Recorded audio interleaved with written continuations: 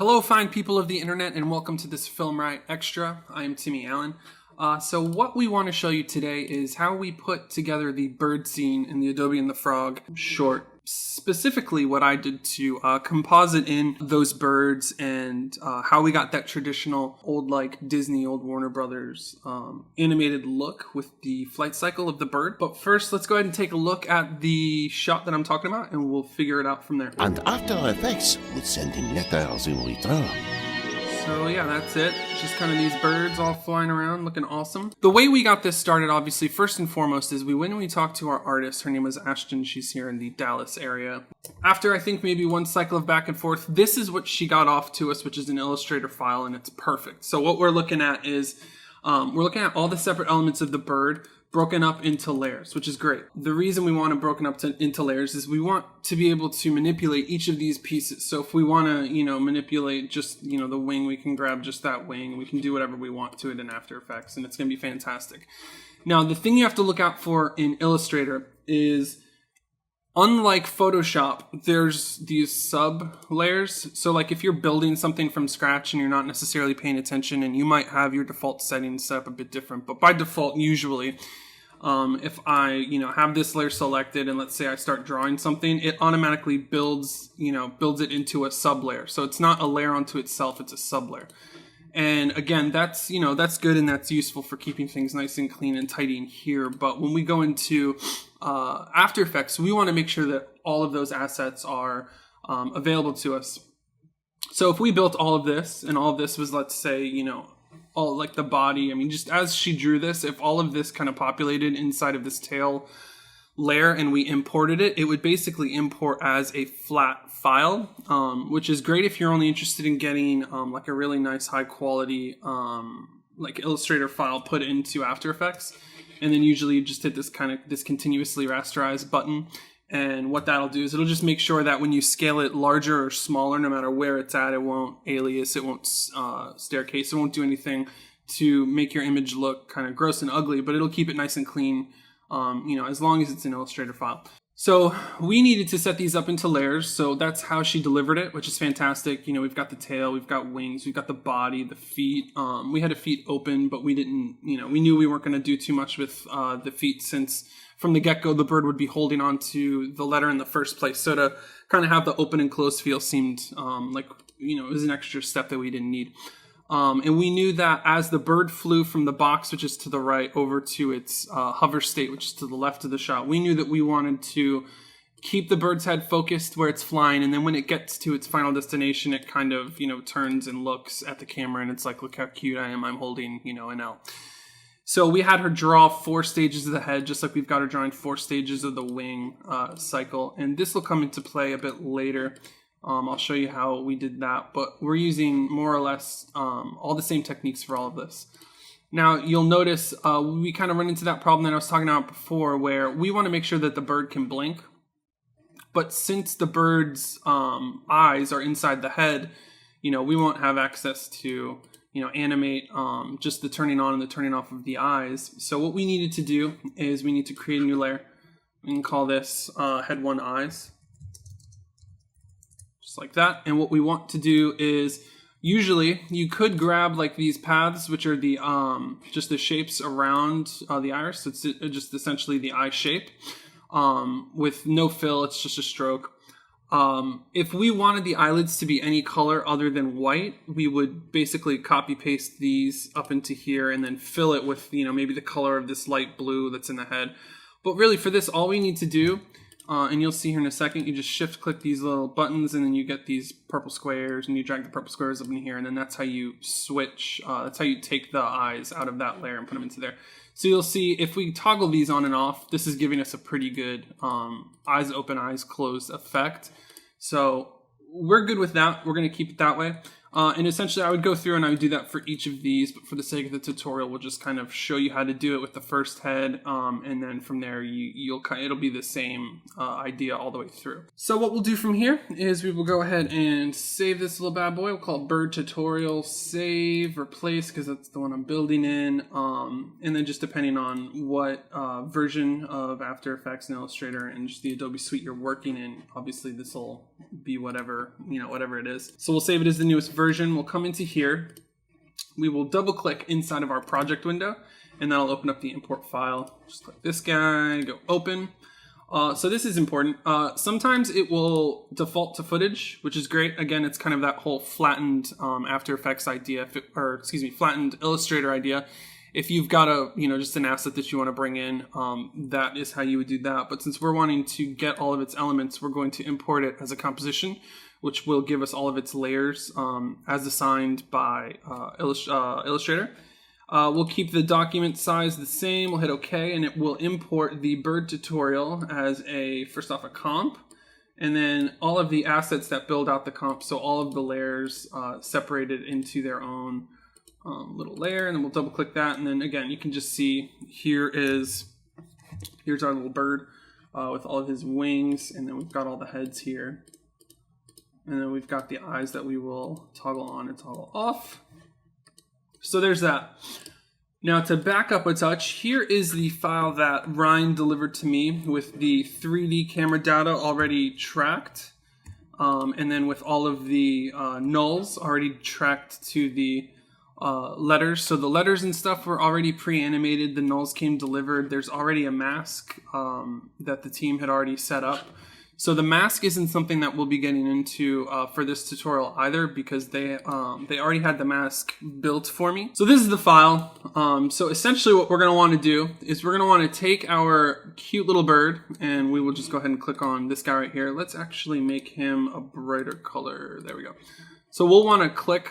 We'll want to attach our bird to this null right here, and you can already kind of see that there might be an issue. So if we zero the position of the bird out onto this null, the bird will kind of float out in this area here, and that's obviously off of the L and not where we want the bird. Alright, so the next thing we're going to want to do is we're going to want to take this bird layer and just drop it into the comp anywhere above the plate, and you can see already that we've got a little bit of an issue.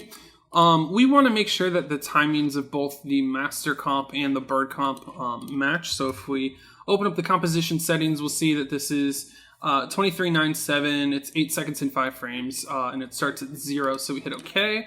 We can double click into here and hit end. We can see that this is at 8 seconds and 3 frames. So if we open up the composition settings of this, we actually see that it's not. It's 8 seconds and 4 frames. The issue here is this guy. So what we want to do is we want to make sure that the frame rates match, obviously, because if the frame rates don't match, it will do frame blending between the layers while the layers are moving, and it'll just frame blend to try and compensate for the difference in frame rate. And obviously we don't want that to happen because we want all of the movements of the bird to be nice and smooth. So what we're going to do now is, the reason that's important is as this null right here, this guy, as this null kind of moves into its hover state, we want to make sure that the bird will turn its head and look at the camera and just be like, hey guys, look at how cute and adorable I am.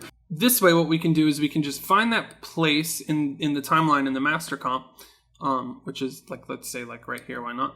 And then we can double click into it and you'll see that the time never changed. So we can basically just hit the star on our number pad and just kind of put that there. And what that's going to tell us is, at this point, let's go ahead and go click, click, click, and turn the bird's head. But we'll get into that in a minute. I just wanted to get that out there so that way we can animate based on knowing where the line is drawn for the head turn. So what we need to do now is basically create the wing cycle. Now the wing cycle, when done this way, is pretty simple. We've got just these 4, well, I mean there's 5 layers, but they represent only 4 wing parts of the wing flap.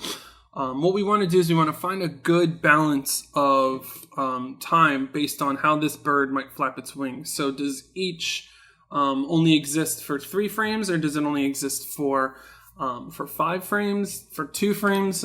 That's what will kind of distinguish right now is how long we want each of these wings to be shown for this wing cycle. So I'm going to go ahead and click all of these wings. I'm going to hit home to bring us home. Now this isn't how we're going to do it, but this is how I'm going to kind of see how this is going to look in a cycle before I start doing all my keyframing and expression controls. I'm going to hit page down 3 times, 1, 2, 3, and that will give each of these wings 3 frames to look at. With all of these layers selected, if I right click and go to Keyframe Assistant and then go to Sequence Layers and hit OK, you'll see that it knocks these guys into, like it budges them in time, basically saying, so wing 1 is 3 frames, and then right after that, we're going to move to the next one and move to the next one and move to the next one and move to the next one, so that it kind of just, it's an easier way to sort those out. But obviously it didn't do it in the order that we wanted. So right now it's going 1, 2, and then 4, 4, 3. Obviously that is not what we want. So we want to move 3 to where the 4 starts. So with the 4 selected, we will hit I for endpoint, and we will actually grab the wing 3, and we will hit open bracket to move that over. We will hit O to get to the end of 3, hit page down to get to the empty frame, and we're going to grab both of these guys and then hit bracket open to move them all over. We'll hit O to get to the end of this wing. We will hit N to close our work area down.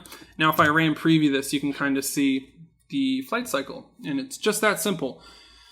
So again, what's important here is making sure that when we told our artist what we needed, that she, more or less got us exactly what we wanted, which she did. So we knew that we wanted 4 assets to make this wing cycle work, and so she got us 4 assets to make this wing cycle work. Now, when looking at this, it doesn't look very exciting. It's not, the bird doesn't flap very fast. It's not looking like, very high energy.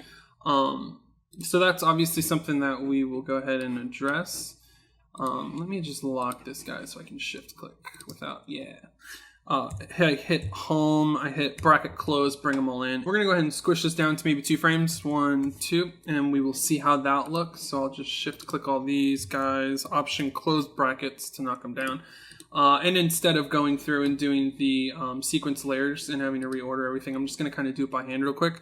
So we'll get to the end of the first wing, page down, click on 2, open brackets, hit O to get to the end, page down, wing 3, open brackets, O for the out point, page down, and then we'll click both of these guys and open brackets, hit O, and then hit N to close the work area out. And now, again, we'll ram preview that.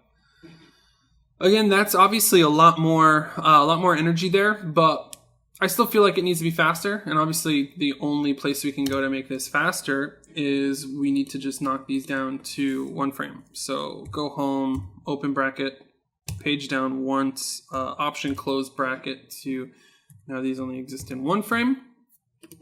And again, I will hit O for out, page down, click layer 2, open bracket to budget over, hit O for the out point, page down, click 3, open bracket to budge that over, O for the end, O for the end, O for out, page down, select these guys, open bracket, O for the out, and then N to close the work area out, and we'll preview that.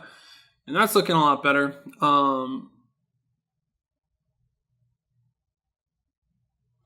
So that's looking a lot better. So I think this is what we'll go with. So now we know that each of these wings should only be on the screen for one frame.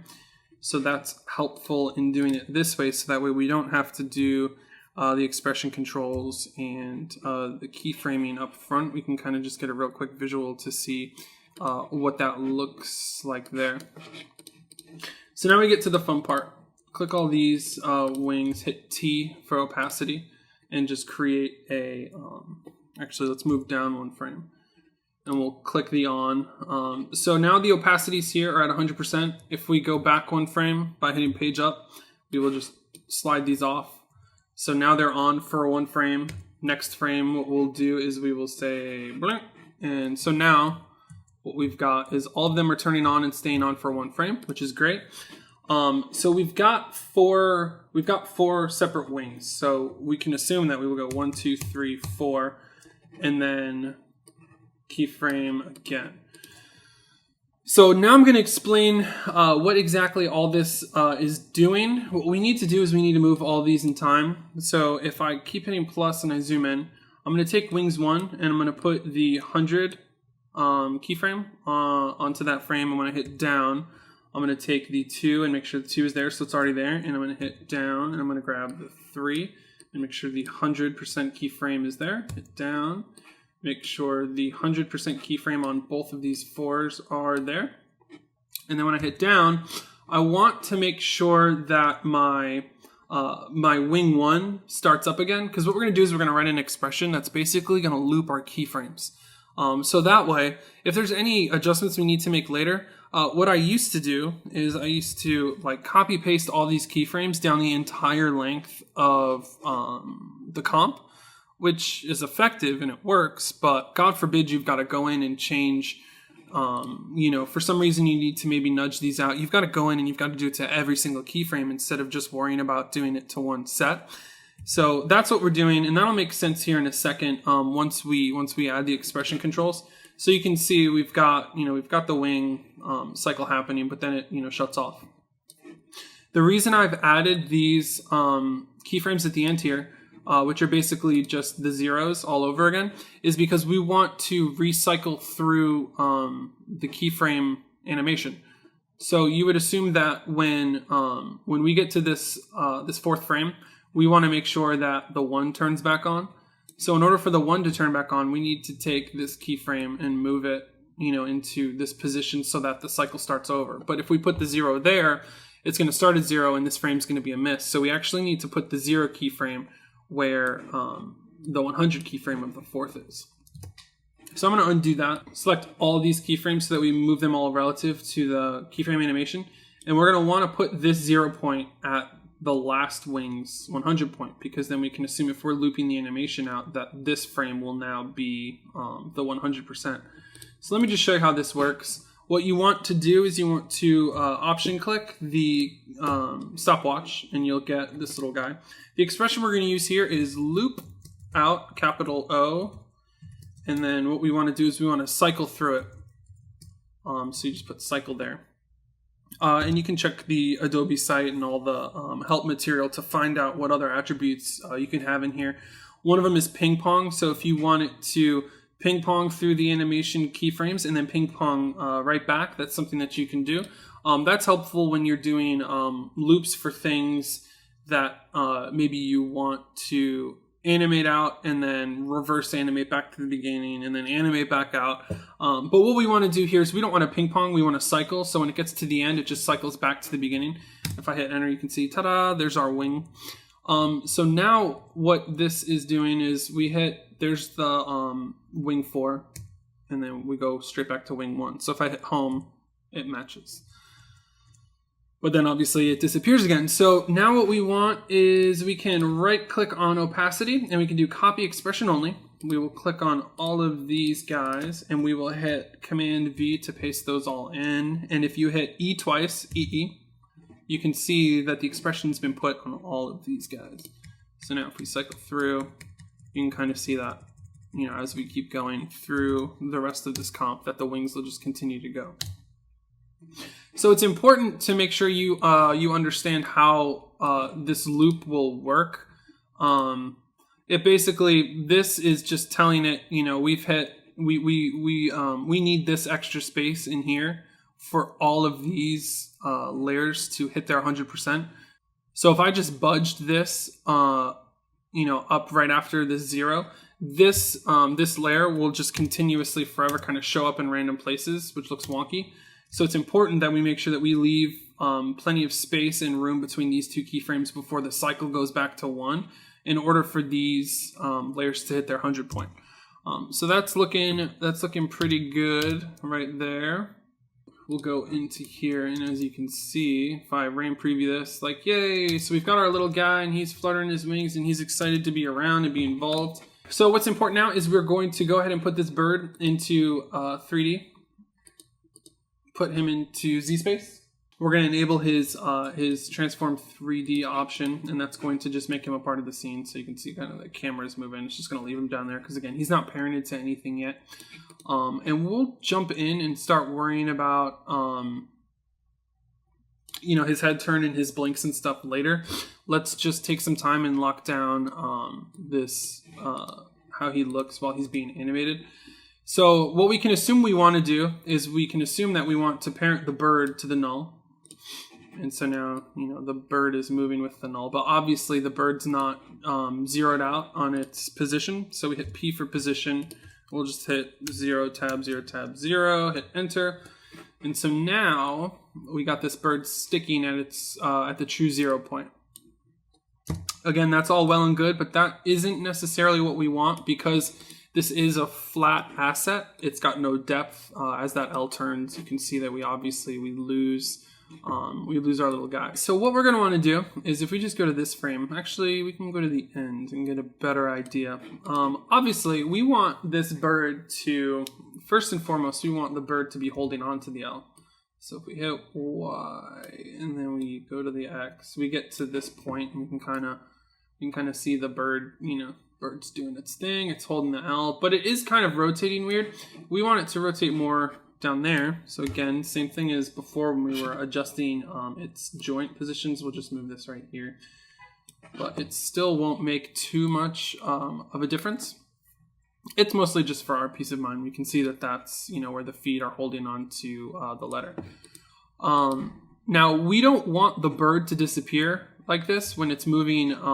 When the letter rotates on the y-axis, we want to basically hand keyframe those positions to try and keep the bird facing as forward as possible. And then the same with right here. We don't want it to show up laying down flat. We want it to, you know, feel like it's flying like a real bird would be flying.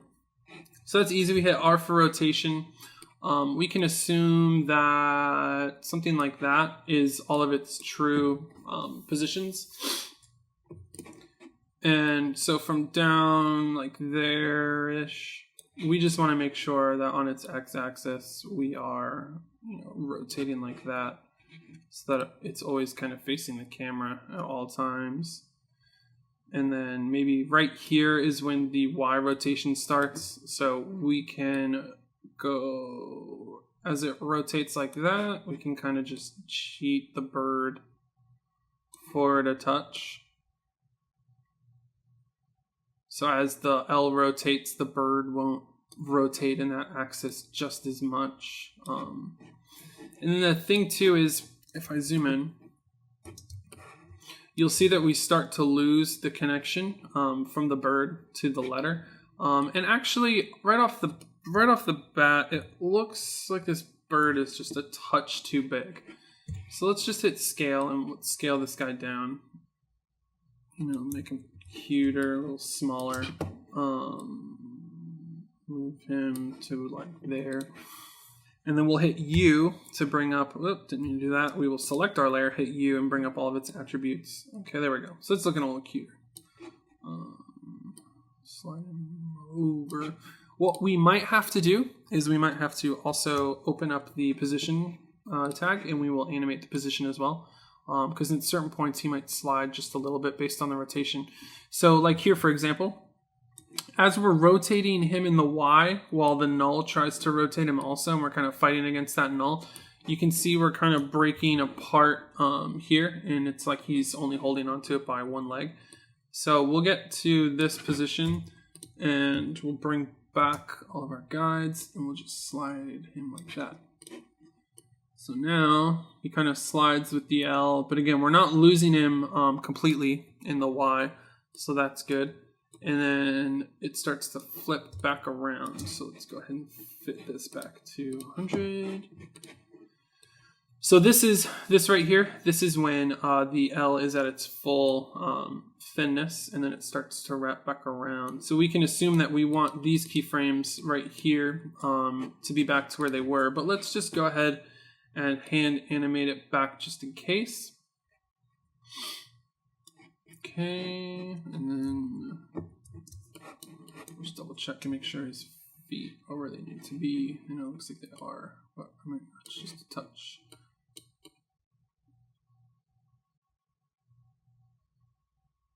Yeah, cool. All right, that looks good. Super sweet. So now the bird is flying past Chase, and we get to the side. The bird's feet are still looking good. We can kind of click the bird's layer, and we can see that the bird isn't facing the camera. You can see that just based on the z-axis. If we rotate the z, if we rotate, just kidding, if we rotate the y, I'm silly, it will aim the z towards us. So we can kind of just find a good point where we want that bird again to start facing us towards the end there. The name of the game really here is we want to make sure that we manipulate the bird slowly, but effectively, because we need to make sure that the bird looks like he's there in the scene. So that might actually be it. I mean, we can go in and we can fine tune way more of these keyframes to make it look a little bit more smooth. So like here, you can see that it's not holding on. So that's just the Z. So we've already got this keyframe here. We can probably just do one of these, and then obviously we'll have to move it down in the Y, move it over in the X, and now it should stick. Yeah, it's sticking a little bit better. Yep, it's flying across, and then we get to its hover state, and that's looking pretty good. Okay, cool. So we'll go back now and we'll adjust that point where we wanted to make the bird's head turn. So if I go back into the bird comp, we can see that right here is where we want the head to start turning. Now this is super easy. What we'll do is we'll take everything related to head 1, which is the eyes and the head itself, and we will option close bracket and just knock it down. And we'll hit page down, and now the head disappears. Oh my goodness, we've murdered this poor thing. And basically what we'll do is we will turn head 2 on, and we will hit option open bracket, and that will make it so that the first layer of the bird's head 2 is there. And we will give it maybe 3 frames, 1, 2, 3. We will close that, we'll hit page down, we'll take head 3. We'll do the same thing we did to 2, which is option bracket open, and knock that down, 1, 2, 3. Option bracket closed, page down. Oh gosh. Hit O to get to the end, page down, click 4, option open bracket to knock it over and turn that guy on. So now at our marker, we've just got this head turn happening. And if we go over to here, you can kind of see, hey, look at that. He's looking at us. So now we've accomplished basically this really simple way of putting together a more traditional style looking bird. So what we could have done if we didn't want this to look so traditional is we could have had the artist just draw out maybe 2 wings and a wing to represent the top part of the wing like this with the dark blue, and then a version with the bottom end of the wing, which is the light blue. And we could have animated the rotation of these wings from down to up, and then in the middle transition from the top of the wing to the bottom of the wing, and vice versa. We could have done it that way. But that would have given us more of a smooth tweening keyframe look, which is great. But we wanted it to look more like we were animating each of these cell by cell, frame by frame. So that's why we went with this way. And just kind of turning on and turning off each of these wing layers. And again, which is why we could have figured out how to rotate this head and make it look like the bird's looking at us with more of a solid like keyframe animation instead of doing it with turning on and turning off layers. So that's why we did it that way. We loved the way that this looked. We can go further now and basically animate the opacity of the eyes to turn the eyes on and off. So if I hit Command Shift H, it will remove the bounding box so we can see the eyes a little bit better, which is cool. And we'll just set a keyframe at 100%. We will set a keyframe for 0%. And then usually for me, I like about 2 frames of the eyes off for a blink. So this obviously counts as 1, page down for frame ahead, and that counts as 2, and then keyframe, then page down, and then turn this guy on. So now what we've got, BN, right in preview. Now what we've got is we've got this cool little quick blink, which is what we would want. What you can do is you can take these guys and you can copy and paste these just any random place you feel like this bird might blink. So now if we were in preview that, you can kind of just see little guy blinking like crazy. And again, we would have probably broken out inside of Illustrator. We probably would have broken out the eyes inside of this layer, just like we did for the head one. But again, for the sake of time in this tutorial, we thought we would just kind of focus on the one head, and then you can kind of assume that you would do the same thing for head 4 eyes up here. You could make head 2 and head 3 blink, but they're there so fast that it just seemed like extra work to do. But maybe, at the end of the head turn, it might be kind of compulsive to just make that blink happen. So we'd maybe add a blink there and there and there and whatever. So that's how we put together the bird. Very simple. Again, we could have gone in and done things with the beak, done things with the tail, because our artist gave us all of those assets separately. So what we'll want to do now is we want to basically just kind of sweeten this up, make this feel a little bit more like our little friend here is a part of the scene, because right now he kind of sticks out. Obviously, we'll need to make a mask for the bird flying out of the box. We'll need to make a mask for the bird flying past Chase and getting obstructed by Chase. But like I said earlier, Ryan and the team that had already touched this shot already has a mask in place. So I could make a mask for myself, for my own peace of mind, just to see how it looks, but that would probably just be extra work. And with this, under the time constraints that we are, Ryan said up front, hey, don't worry about the masks because we've got masks already. So just do your best to make it look like this bird is here in the scene.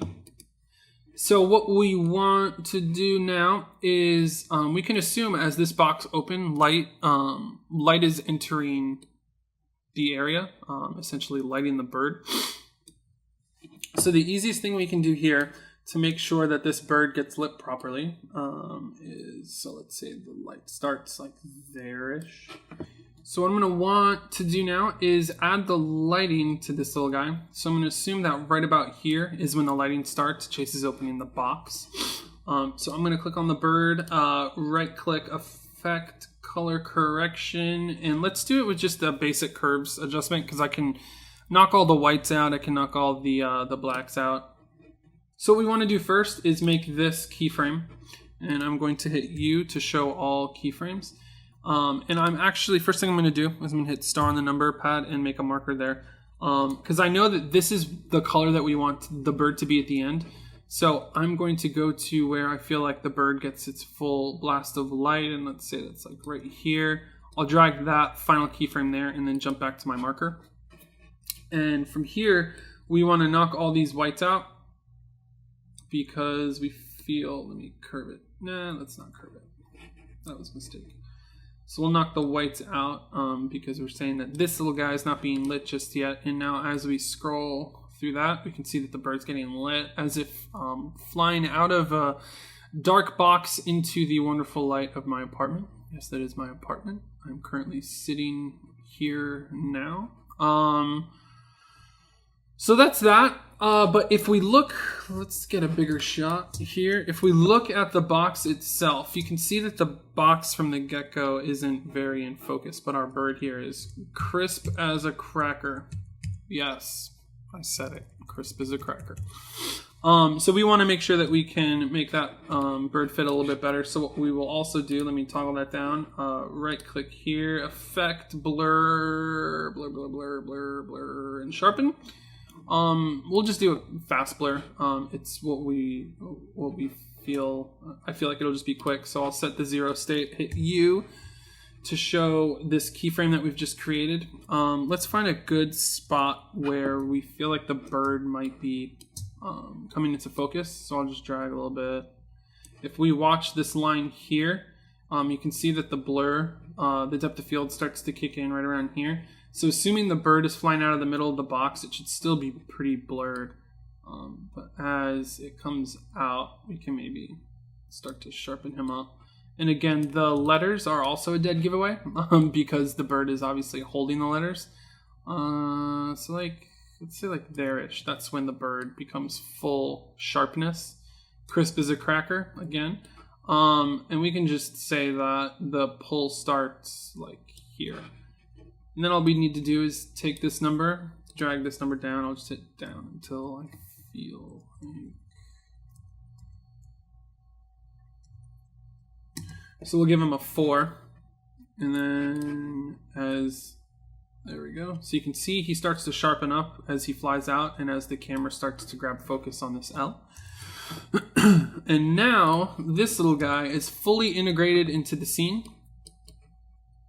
As he flies out of the box, again, they've got all the mats. So as he flies out of the box, his brightness turns on as the light starts to hit him as he starts to leave the darkness of the box. And the sharpness of his body starts to sharpen as the camera starts to rack to where this L lives in the room. And we've adjusted his rotations to make sure that he does not disappear into the Z space so that his depth doesn't show. And we've adjusted to make sure that his feet stay where we want his feet on the L. We've made him blink a couple times. Right here as we get to the hover state, we've turned his head towards the camera so he can show off like a boss. What else? So you would basically, going forward, what you would do then is you would basically copy paste this same technique, you could essentially even just copy paste this bird and then change some of the color of the bird, with effects and stuff, if that's what you wanted to do. We had our artist draw 3 separate birds, and then we just duplicated one of them. So that's how you would do, that's how you would achieve this effect, this classical kind of frame by frame animation style.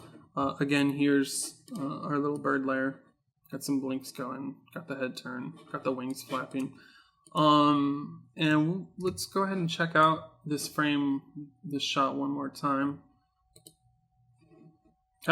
Cameo, me, shout out, holler. So there's that. Again, in post, they added all these fun little light effects to show kind of like the whimsy and the love and all that good stuff. So props to them for knocking that out.